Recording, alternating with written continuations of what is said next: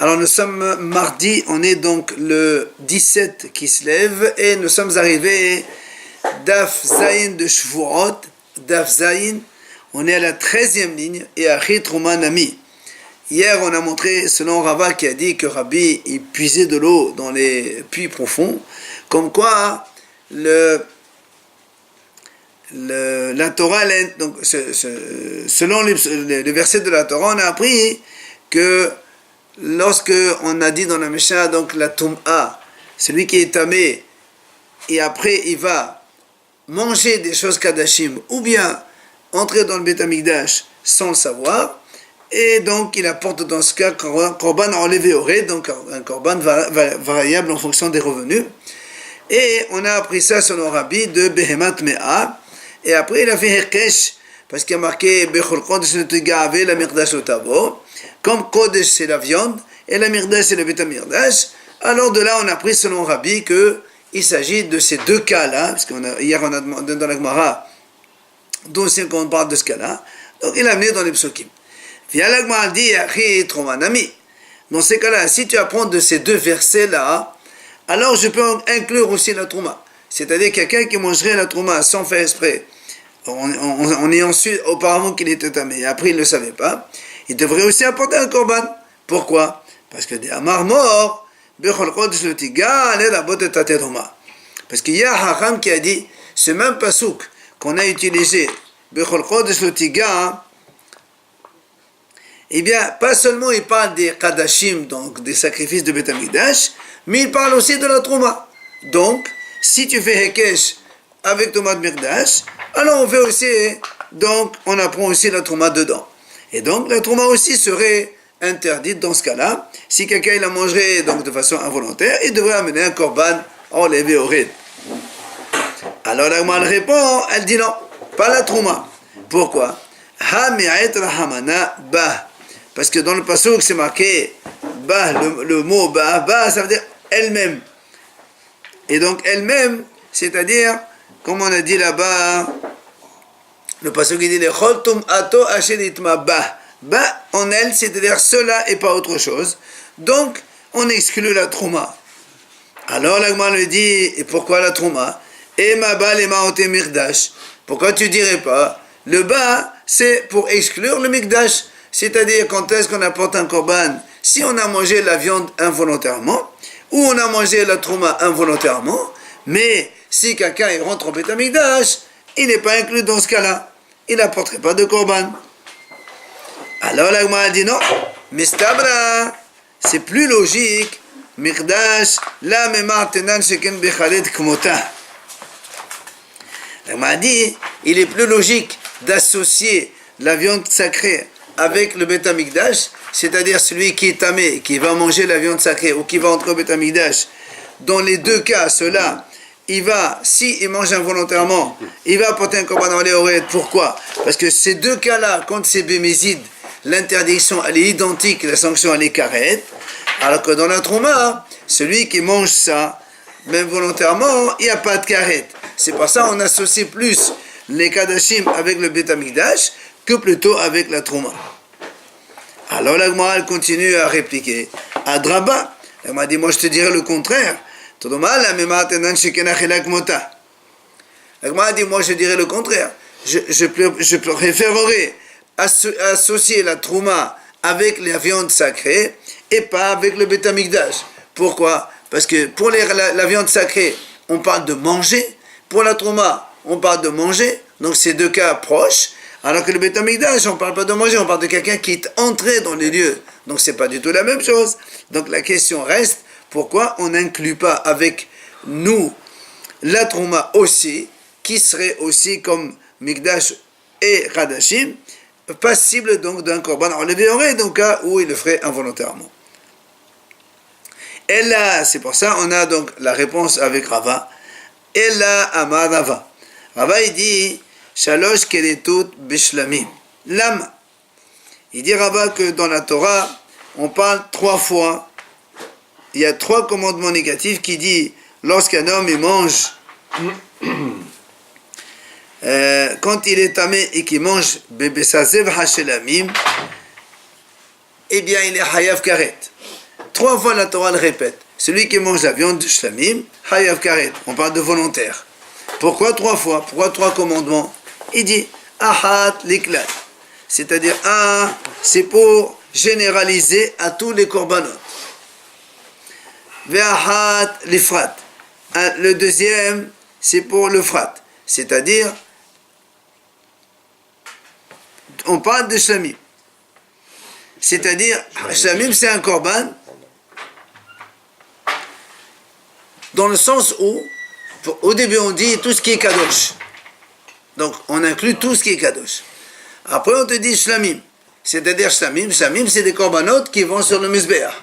Parce qu'il y a aussi des kadashim qui ne vont pas sur le mizbeach. Quand quelqu'un il offre par exemple un terrain au Beit HaMikdash, toute la production elle va au Beit HaMikdash, alors je pourrais dire celui qui mange ça aussi, les hayak korbanah. On a dit non, parce qu'il y a marqué shlamim, il faut que ce soit donc offrable sur le mizbeach. Alors, et le troisième, alors à quoi il sert? Donc le premier, l'ichlal, pour le klal. Le deuxième, l'ifrat. Et le troisième, à quoi il sert? Il dit, la tum'a haketova batorastam, ve'en yodea mahi.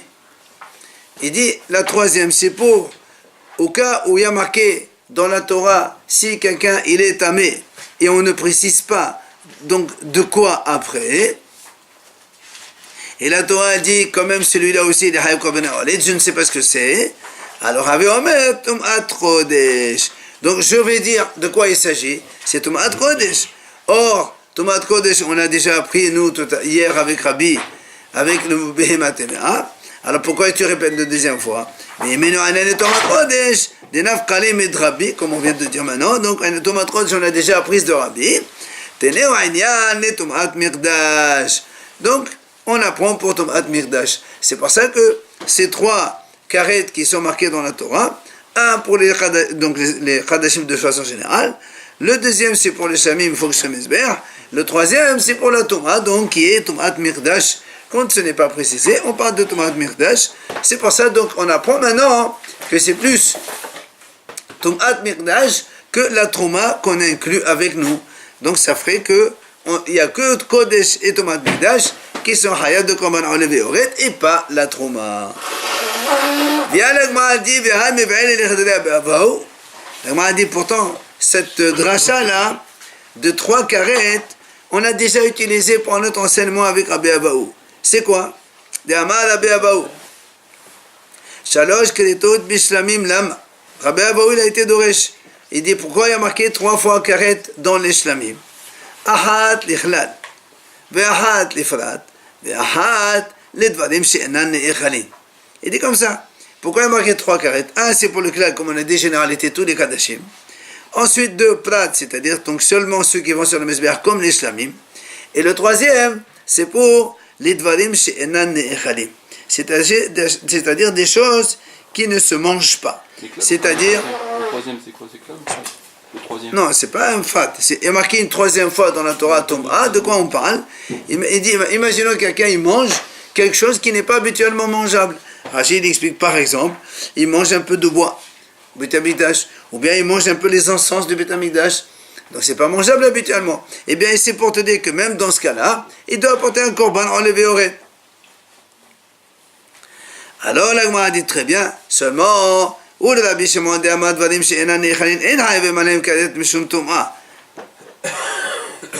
Shimon lui dit non. Dans un cas où quelqu'un il mangerait quelque chose qui n'est pas mangeable, il n'y a pas de hiyuv. Alors le troisième, à quoi il sert? Il y a un franchissement quand même. D'accord, mais on parle de korban enlevé au ré ici.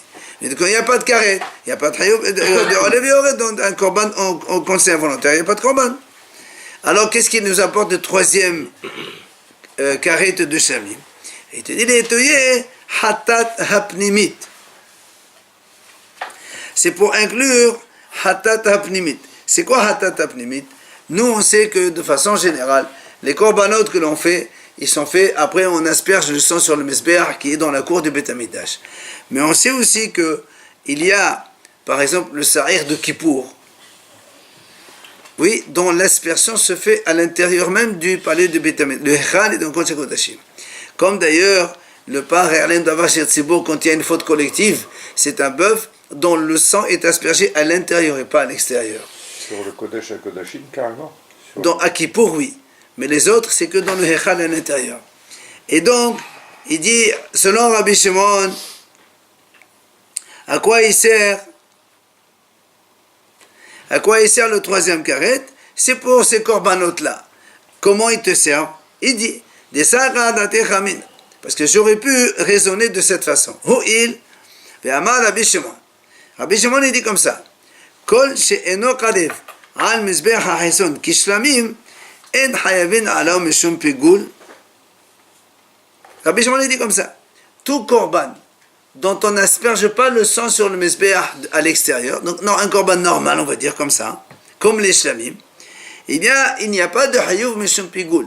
C'est-à-dire, si le Kohen, il fait une pensée, comme quoi il va manger ça au-delà du temps nécessaire, ou bien faire les choses au-delà du temps donc recommandé par la Torah, il n'y a pas de hayuv, il n'est pas passible. Pourquoi? Parce que, comme le sang il n'est pas aspergé dans les shlamim, et que la notion de pigoul, elle a été enseignée dans les shlamim, il faut qu'il soit comme les shlamim. Or, les shlamim, le sang il est aspergé dans le mizbeach à l'extérieur. Et donc, tous les korbanot qui ne sont pas aspergés dans le mizbeach à l'extérieur, selon Rabbi Shimon, il n'y a pas de pigoul. Alors, nous, on aurait raisonné, on aurait dit, dans ces cas-là, mishum tum'a namila, puisqu'ils ne sont pas comme les shlamim. Alors, je vais dire, dans ces cas-là, si quelqu'un, il mangerait de ces corbanotes-là de façon involontaire, eh bien, il n'y a pas non plus korban enlevé au red. Puisque le korban enlevé au red, la Torah l'a dit à propos de shlamim, si quelqu'un il mangerait la viande de façon involontaire, il est hayav korban enlevé au red.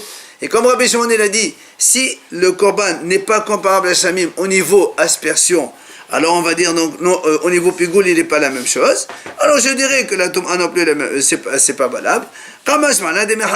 C'est pour ça que le troisième karet ici dans shlamim, il va nous apprendre que non, qu'en vérité, même les autres hataot, les corbanotes dont on asperge le sang à l'intérieur du Beit HaMikdash, dans le palais, si quelqu'un en mange de façon, donc, alors qu'il était impur, mais involontaire, alors il est hayav korban enlevé au red comme les autres. Voilà donc, l'Agmara dit, voilà ce qui nous a appris Rabbi Abahu, donc, dans ces shalosh keretot, dans ces trois karet. Du coup, le raisonnement qu'on a appris tout à l'heure avec Rava, ben, il est donc annulé. Alors de nouveau, comment on sait que la Tum'a dont on parle ici, c'est Mikdash ve Kadashim, et non pas la Trouma. C'est pour ça que l'Agma le ramène ici. En vérité, ils enseignent au nom de Rava. Ils disent Shalosh Tum'ot Bishlamim Lam. Et en fait, tout à l'heure, on a parlé de 3 karet. Lui, il dit maintenant, c'est pas seulement karet qui a marqué, mais il a marqué aussi Tum'a. Chaque fois, il a marqué Tum'a Tobo, Tum'a Tamé. Pourquoi il a marqué 3 fois le mot Tamé dans Shlamim? Alors, il dit la même chose. Ahat Ichlal. Une, c'est pour les généralités, c'est-à-dire les Kadashim en général. Ahat Iprat, l'autre, c'est pour les Shlamim, c'est-à-dire il faut que ce soit uniquement des korbanot dont on asperge le sang sur le Mizbeach. Et pas les autres Kadashim, donc qui ne sont pas offrables sur le Mizbeach. Le troisième, les Tum'a Ketova Batora Stam, Bene Yodea Mahi. Et le troisième, c'est pour une Tum'a dont la Torah ne précise pas pourquoi. Alors moi je dis, Ave Omer Tum'a Kodesh. Donc je vais dire, c'est donc Tum'a Kodesh, c'est-à-dire quelqu'un il mange la viande sacrée, il est tamé, il apporte un korban. Or, la Gemara dit, mais cette notion, on l'a déjà apprise hier de Rabbi avec le Behemat Mea. Donc tout cela, on apprend que celui qui mange des Kadashim, alors qu'il était tamé, il est hayav, donc korban enlevé au red. Alors pourquoi il sert le troisième Tum'a de Shlamim? Là aussi, il dit la même chose. Donc, tu vas le mettre dans le Tum'a de Mikdash. Et donc, dans ce cas-là, on apprend avec ces psukim que c'est Kodesh et Mikdash et pas autre chose. Et donc, pas la Trouma. Et là encore, l'Agma le repousse. On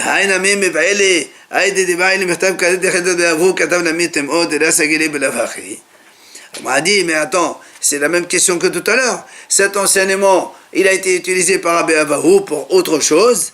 Et même si là-bas il y a marqué karet, forcément il faut qu'il y ait une tum'a, parce que s'il n'y a pas de tum'a, il n'y a pas de karet, il n'y a pas toutes les conséquences.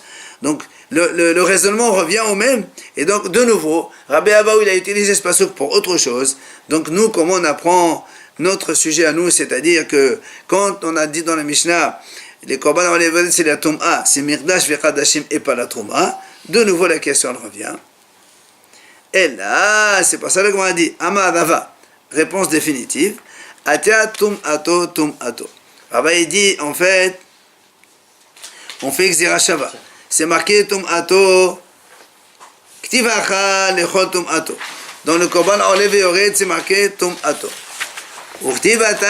Et là-bas aussi, dans celui qui rentre au Beth Amikdash, c'est marqué Tameh Yehye Od de Tum'atovo. Alors, comme il y a marqué Tum'ato, et donc Tum'ato dans celui qui mange la viande Kadesh. Il y a marqué Tum'ato dans celui qui il rentre au Beth Amikdash. Tameh. Alors on fait Xera Shava. Ma lehalan Tum'at Mirdash, Avkan Tum'at Mirdash. Donc, comme ici on parle de Tum'at Mirdash, là-bas aussi on parle de Tum'at Mirdash, et du coup, on inclut Tum'at Mirdash. Finalement, donc la réponse elle est simple, il n'y a que Tum'at Mirdash qu'on apprend, dans lequel, et si quelqu'un il rentre au Beth Amikdash en étant tamé, il est Hayab Korban Olév et Ored. Les Tum'at Kadashim, on l'a appris hier avec Rabbi, il n'y a que ces deux-là, il n'y a pas autre chose. C'est la première question qu'on a posée hier dans la Gemara, d'où on sait que c'est de cela dont il s'agit, et bien on a répondu. Viens maintenant, la Gemara a dit, puisque c'est comme ça, rappelez-vous, au tout début du cours, on a dit, il y a marqué Asheditma ba, il y a marqué ba, c'est pour dire ça et pas autre chose. Alors dans ces cas-là, si tu n'as plus besoin de ce pasouk, puisqu'on a appris les deux d'un autre verset, la Gemara a dit Ella, ve'ella ba la mali. Alors pourquoi le ba maintenant, c'est pour exclure quoi? Tu as besoin de rien exclure. Tout à l'heure, on voulait exclure la trauma parce qu'on pouvait comprendre que la trauma aussi elle était incluse.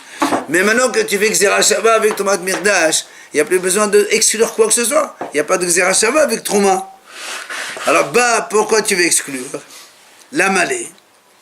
Alors, la Gemara répond les rabot nevlat of tahor. Et on a dit, tu sais quoi, pourquoi il est venu le bas? C'est pour inclure la nevela d'une volaille tahor. Nous, on sait, dans le cadavre d'une volaille. Cadavre d'une volaille. Nous, on sait, dans toute la Torah, là-bas, elle parle, nefesh ki tegah bechol tameh, une âme qui touche. Donc, toute personne qui touche quelque chose de tamé, nevelat mea ou autre, il devient tamé. Il y a une particularité dans les volailles. Si quelqu'un il touche une volaille, le cadavre d'une volaille, il n'est pas tamé. Comment on devient tamé? Que seulement quelqu'un il mangerait le cadavre d'une volaille, oui, pendant le temps que le manger traverse le gosier, on est tamé. Et les habits sont tamés en même temps. Donc ici, on aurait pu penser, puisque la Torah parle que celui qui touche le cadavre, il devient tamé. Et donc après, s'il rentre au Beth Amikdash où il mange des kadashim, donc il y a quoi? Bon, dans ces cas-là, si quelqu'un il mange une volaille, le cadavre, il est tamé, d'accord, mais dans ces cas-là, s'il rentre au Beth Amikdash, s'il mange des kadashim, il n'est pas hayab korban olév parce qu'il n'a rien touché.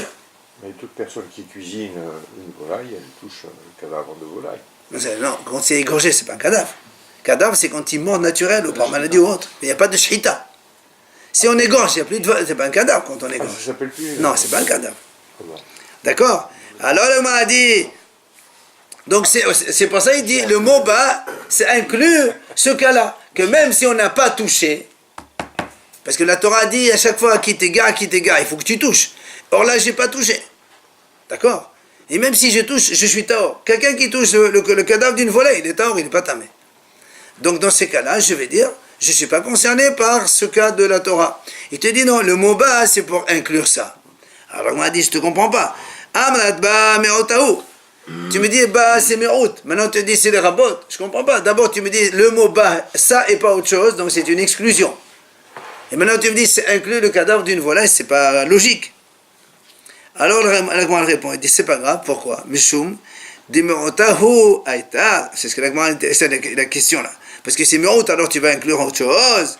Il m'a dit non, ktiv, uchiyiga, de vanerea in, de la banerea la, urtif ba, me'ota haba, me'ota, haba me'ota ha me'ota, en me'ota ha me'ota, la rabot. La Gemara dit, en vérité, c'est vrai que normalement c'est une exclusion, c'est pas une inclusion. Seulement nous on a un principe. Quand on a une exclusion suivie de notre exclusion, moins par moins, ça fait plus. C'est inclusion. Et donc, ici, la Gemara dit comme ça. La Torah dit Kiga. qui touche. Donc je déduis que celui qui ne touche pas, il n'est pas concerné dans le sujet. Donc normalement, avec le poulet, on n'est pas concerné. Et après, la Torah nous dit aussi, après,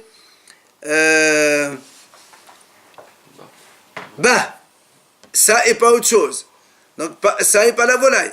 Donc tu exclus 2 fois la volaille, alors c'est une inclusion. C'est pour ça qu'ici on inclut le cas de la volaille. C'est-à-dire si quelqu'un il est impur en ayant mangé la volaille, le cadavre d'une volaille, sans l'avoir touché, alors il est aussi concerné par ça. Si donc il est tamé de cette façon et après il mange des kadashim, il rentre au Beth Amikdash, il n'a pas encore enlevé, c'est pour ça qu'on a dû l'inclure. Toucher avec la bouche, c'est pas toucher? Non, toucher c'est que avec la main. C'est pour ça que dans certains cas, par exemple, tu porterais quelque chose de tamé, on n'est pas tamé. Il faut toucher avec la main. Il y a la tomate massa. Ah non, ça conduit. Le métal conduit. Ah non, on est tamé. Quand on est tamé, on mange des choses tamées. Il peut manger sans toucher. Quelqu'un le rentre dans la bouche. Et puis même s'il touche, il n'est pas tamé quand on touche la volaille. Le cadavre de la volaille, on n'est pas tamé. Donc il peut très bien prendre de la cuisse de poulet, il la met dans la bouche. Tant qu'il n'a pas avalé, il n'est pas encore tamé. Non, mais tu as dit tout à l'heure, s'il a mangé sans le toucher. Non, même ici, il le touche. Il reste tamé ou pas? Ou c'est juste le moment où il absorbe? Ah non, il devient tamé, il faut le processus de purification. Pourquoi ça lui ressemble? Non, tu as dit que quand C'est la Torah qui a dit. Non mais d'accord, mais quel sachant entre une BMA classique? C'est la Torah qui a dit. C'est la Torah qui a dit. Oui, mais si tu... Le cadavre d'une bête, tu touches une bête morte, ça y est. Là, tu touches un poulet mort ou une volaille morte, non, tu n'as rien du tout. C'est-à-dire qu'il ne faut pas attendre le soir qu'il fasse tout ça. Il faut le mikvé. Non, il faut le mikvé, il faut tout ce qu'il faut dans le processus de purification après. En plus, il est mal coûte, non? Parce que du coup, c'est pas cachère, c'est la pas fait la shrita. Ah, c'est la manger? Oui. Oui, ça c'est autre chose. On parle de Touma. Avoir 2 trucs. Non, mais la Touma, c'est pas une punition. La Touma, il doit rester le jour de Touma, 1 jour ou 7 jours, après. Non, mais par rapport. Mikvé, après c'est bon. Il y a pas, et comme le fait qu'il y a le corban qui se rajoute dessus. Non, ça n'a rien à voir ça. Un corban et malcoute alors? Non, le korban, c'est seulement s'il mange des choses kadashim derrière. Si on est entamé, il mange des choses kadosh ou rentre au C'est Bédamidash. sanctionné sur 2 choses différentes. 2 choses. Allez, on continue. Alors maintenant, la deuxième idée de la Mishnah. On a dit, Yesh ba'i di'a batahila ve'en ba'i di'a basof sa'ida na'asa b'fnim mekhule. Alors rappelons, la Mishnah a donc donné le premier cas qu'on a donc discuté jusqu'à présent. C'est quelqu'un qui savait qu'il était tamé. Après, il a oublié, il a mangé des kadashim, il est rentré au Beth Amikdash, et après, il s'est rendu compte qu'il a fait une gaffe, on va dire comme ça.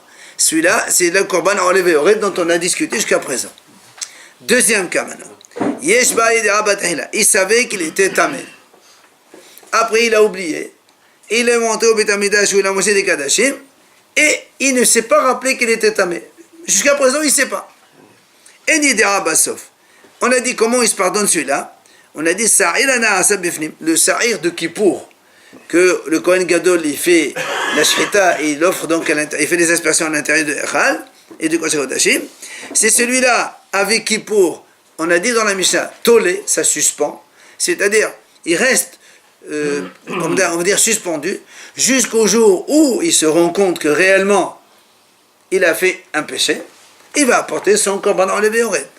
Ça, c'est ce que a dit la Mishnah. Même si tu pourrais passer. Ah, c'est-à-dire malgré lui, quoi. Parce que si il a mangé. Non, mais il a fait un péché, mais il n'est pas au courant de son péché. D'accord, voilà. Après Kippour, il a quand même. Ah oui, on te dit, dans la Mishnah, on dit ça suspend. Parce que le jour où tu te rends compte que c'est vrai que tu as fait un péché, il faut réparer la faute. Pour l'instant, il n'a pas réparé parce qu'il n'est pas au courant. Alors, l'Agma a dit, Tanu Rabbanan. Haramim enseigne. C'est marqué dans la Torah. À propos justement du Sa'ir de Kippour, il y a marqué comme ça. Ça,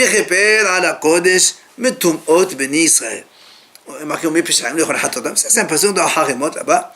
Donc, ce fameux Sa'ir, donc, que le Kohen Gadol, il fait la shita, il asperge le sang donc, à l'intérieur de Kodesh HaKodashim et de Yechal.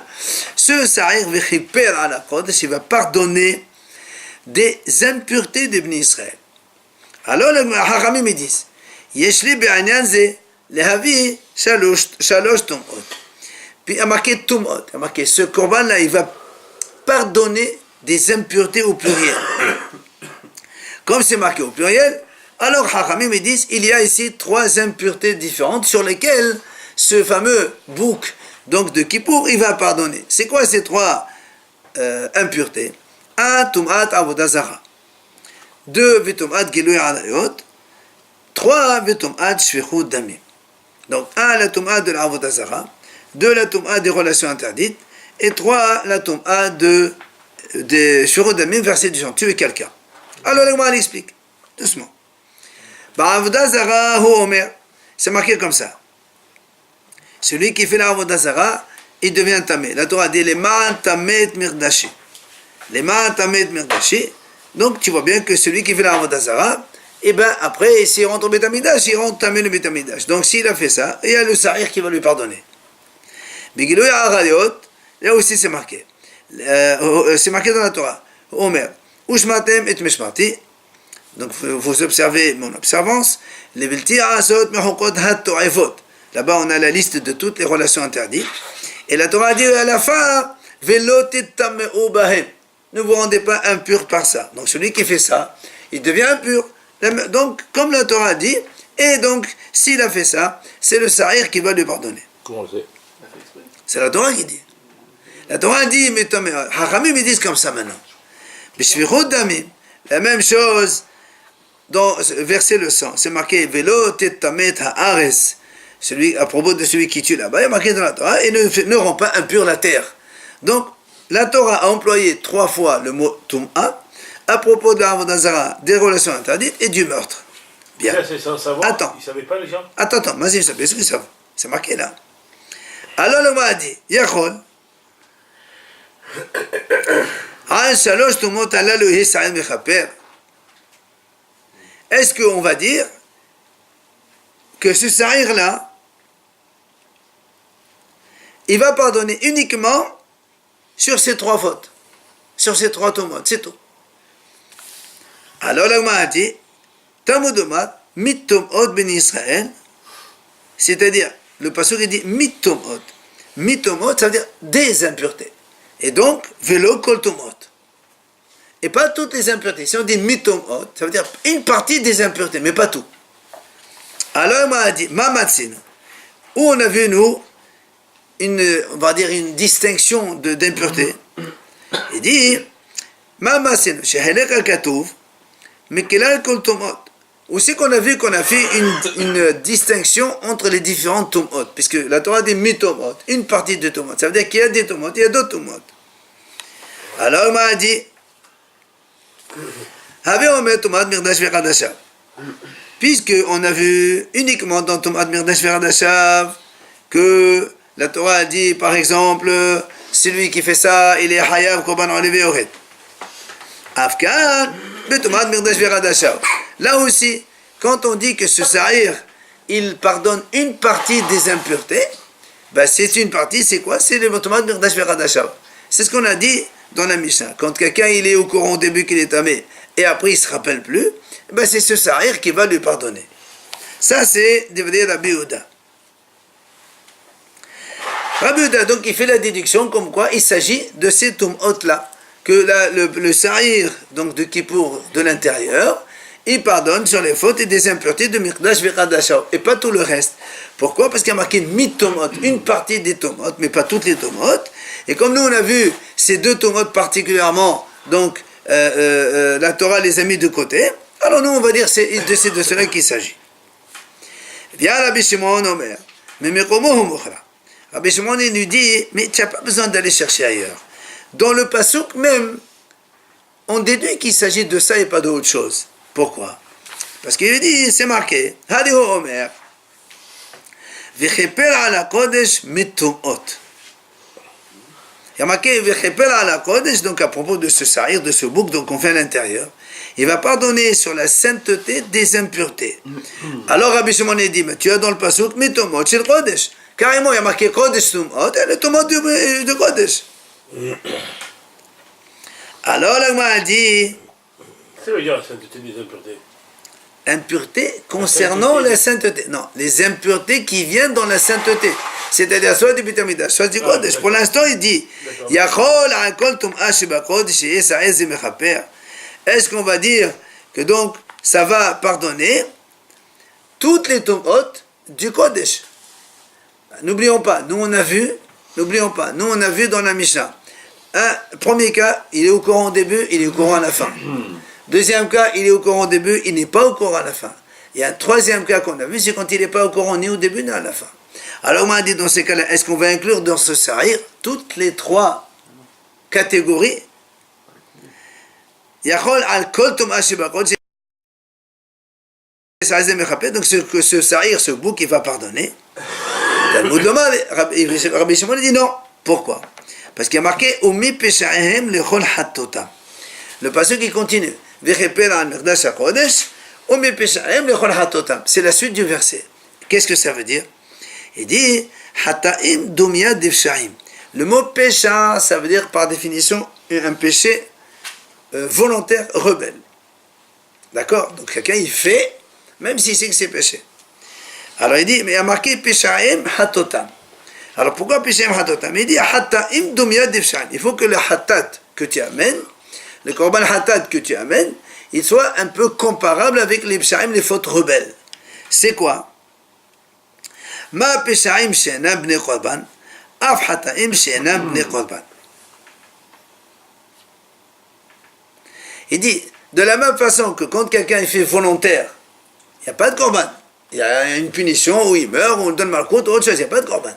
Donc ici on parle aussi des fautes dans lesquelles il n'y a pas de korban. Hatat aussi, il n'y a pas de korban. Et c'est quoi?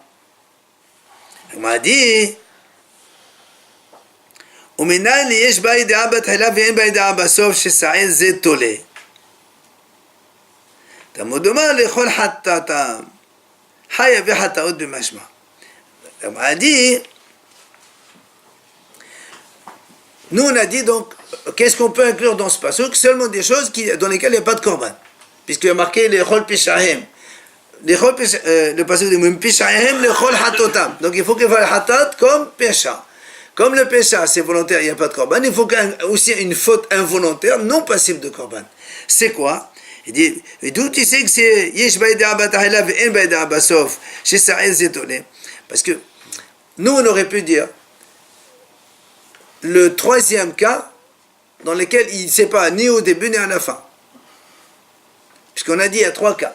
Il connaît au début, il connaît à la fin. Ça, on a déjà on a discuté au début, c'est Hayab Korban Olev Yoret, c'est terminé.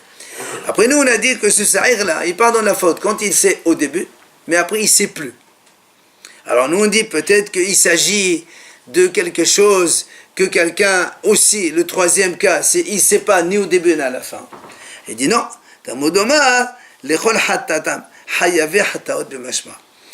que la Gemara dit, comme la Torah dit hatat, il faut qu'un homme il puisse être capable d'arriver à Korban hatat. Comment on est capable d'arriver à Korban hatat? C'est seulement quand on est... Non, ça veut dire qu'on le sait qu'on a fauté. Oui, parce que si quelqu'un... Non. Personne peut venir pour lui l'informer. Non. Lui-même, il peut pas. Quelqu'un qui n'est pas au courant qu'il est tamé, il ne peut jamais faire korban. Il peut se rappeler après. Il n'est pas au courant qu'il est tamé. Alors, s'il n'est pas au courant qu'il est tamé, comment tu veux qu'il sache qu'il a été tamé?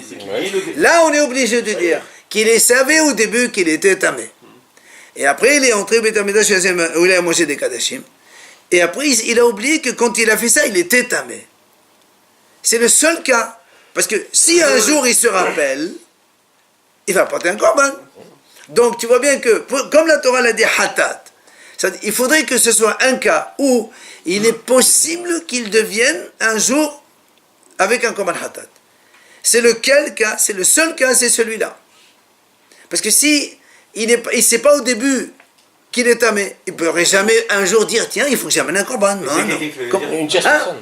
Non, qu'importe. Si moi-même je sais que tel jour j'étais tamé, et après je suis rentré au Beth Amikdash une semaine après ou 3 jours après, je peux toujours chercher ou quelqu'un il peut me le dire. Parce que si on a vu que j'étais tamé, quelqu'un peut me le dire, tu sais, je t'ai vu faire ça alors que tu étais tamé, il y a un problème. Donc le jour où je le saurai, j'amènerai un korban. Donc il faut que ce soit quelque chose qui pourrait m'amener à un korban. Et la seule chose qui peut amener un korban, c'est qu'il faut que je sache au début que j'étais tamé. Sans cela, il n'y a pas de korban possible. C'est pour ça que Rabbi Shimon a dit, ce cas-là, c'est le sa'ir, donc pnim. Et c'est quelqu'un qui veut dire, attention, tu es passé par là, c'est tamé, il peut ne pas savoir. Non, mais si je suis pas moi, je ne sais pas que je suis tamé, comment lui il sait qu'il est je suis tamé. Ben, il t'a suivi. Non, si moi-même je... quelque chose. Si moi-même je ne sais pas que je suis tamé, comment lui il peut savoir? Il t'a dit de toucher un animal. Et non. Si moi je touche un animal, je sais que je suis tamé, qu'est-ce que ça veut dire ça? C'est par là, il y a des tombes, par exemple, où il y a, je sais pas. Donc le saïr, Le sa'ir de Pnim, il pardonne cette faute-là, qu'on est au courant au début qu'on est tamé, et après on ne sait plus, et après on a mangé ou bien on est entré au Beth Amikdash, et comme un jour il serait possible que je sache que c'était passé comme ça et j'amène un korban, c'est de cela que le passage qui parle selon Rabbi Shimon. mais il pardonne le saïr. Amar, c'est ça ce qu'on Donc, a il pardonne Non, dans on a tous dit les le cas. sa'ir, non, on a dit il suspend, Alors, il suspend, et le jour où on sait que vraiment on a fait ça, on apporte un korban.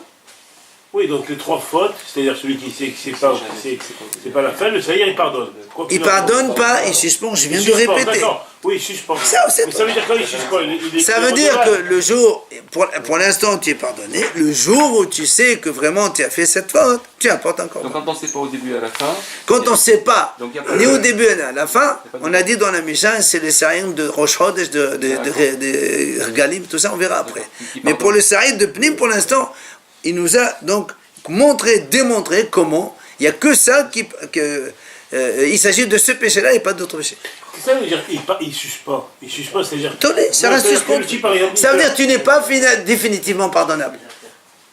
On n'est pas définitivement pardonné encore. Pardonné. Ni Non. condamné. On est condamné. Non, au contraire, on est pardonné partiellement. Le jour où tu sais que tu as fait cette faute, tu dois finir ton pardon en apportant le korban. Allez, Amar, on continue. Je préfère te Allez, payer une dernière idée. de devoir toute ma vie, mais Voilà. je te payerai. Amar, on a dit tout à l'heure que le Hakam, il a dit, comme il y a marqué Metomot Beni Israël, il y a 3 types de tomates. Alors on a dit, c'est quoi tomate? Tomate Avodazara, tomate Gilavat, tomate Shurat Dami. Donc on a vu ces 3 cas-là, l'idolâtrie, le meurtre et les relations interdites. Viens là, moi, essaie de comprendre. Hay Avodazara, hay Chidami. Que tu dis que ce Avodazara, il est Hayav Korban Hatat, dans quel... même pas Hatat. Chez nous, c'est suspendu. Pourquoi? Chidami. Et Bemezid, si le type il a fait Avodazara volontaire, bah, Khatalaou, il est Hayav Skila, donc il n'y a pas de problème. Et Beshogeg, Bat Korbanou, s'il a fait un Shogeg, il a même Korban Hatat, Chogué. va involontaire. Donc si c'est volontaire, on va le tuer. Si c'est involontaire, il a Korban Hatat. Comment tu peux être amené à ce cas-là de Sa'ir pour qu'il va lui pardonner sa faute? La Gemara a dit, oui, il y a un cas. C'est quoi? Bémézid veut être roubé. Imagine, il a fait volontaire, mais il n'a pas été averti. Nous, on sait que pour être sanctionnable dans la Torah, il faut être averti par 2 témoins. Quelqu'un, il sait que ça, c'est un Avodazara, il l'a fait quand même. Donc, il a fait un péché volontaire. Mais comme il n'y a pas de 2 témoins qui l'ont averti, on ne va pas le lapider. Il n'y a pas de korban parce que ce n'est pas involontaire. Eh ben, c'est le Sa'ir de Kippour qui pardonne. Beshogeg veut être interdit. Ou encore, il a été darlé, c'est-à-dire, il a fait involontairement, mais il ne savait pas. Alors, comme il ne savait pas, toi, tu dis, tiens, ben, peut-être qu'il n'y a plus rien à faire. Non. Il y a un Sa'ir de Kippour qui pardonne, en attendant que tu saches et que tu apportes un korban pour finir. La même chose. Est-ce qu'ils doivent penser à ça pendant le Korban? Hein? Est-ce qu'ils doivent penser à tout ça pendant le Korban? Non, le Sa'ir, c'est le Kohen Gadol qui le fait. D'accord, mais est-ce que C'est une c'est... gadol. Non, les gens On Kohen en Gadol. fait C'est le jour de quelque Kippour, chose. ça. On est dans Kippour là. Non, mais est-ce qu'ils doivent avoir une kavana? Non, le Sa'ir, le Kohen Gadol, il fait le Sa'ir, et la Torah dit ce Sa'ir-là, il est spécial pour ces genres de choses. Ah, moi, je suis Gilouy Arayot, on finit s'il te plaît. Gilouy Arayot Nami. Alors là aussi, dans les relations interdites, Echidami, comment c'est? Eh bien, Mézid, s'il a fait exprès, Balkhatalaou, c'est un Ihaïmita. Si Beshogeg Bakobano. Alors la même chose, comment elle répond? Si Bémézid veut être robé, il a fait volontaire sans avoir été averti, ou encore Beshogeg veut être interdit, ou involontaire sans qu'il le sache. Enfin, Shfirodamim, la même chose. On a dit dans Shfirodamim, verset du son, quelqu'un qui tue, comment c'est passé? Echidami.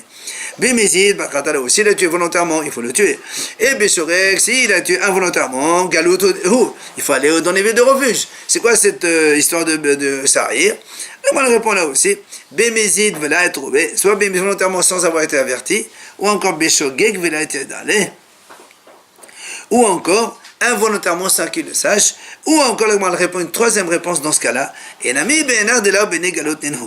Rappelez-vous, on a vu dans ma côte il n'y a pas longtemps, quand est-ce qu'il y a Hayav, les villes de refuge. Vous vous rappelez, si c'est dans la direction de la descente ou dans la montée. Ouais. On a dit quand c'est la descente, là il est Hayav Donc, quelqu'un il descend de l'échelle, il tombe, il glisse, il tue quelqu'un, ça c'est galout, refuge. Mais quelqu'un qui monte, il tombe, il n'y a pas de refuge. Et alors, il a tué quelqu'un, c'est le sahir de Kippur qui est pas.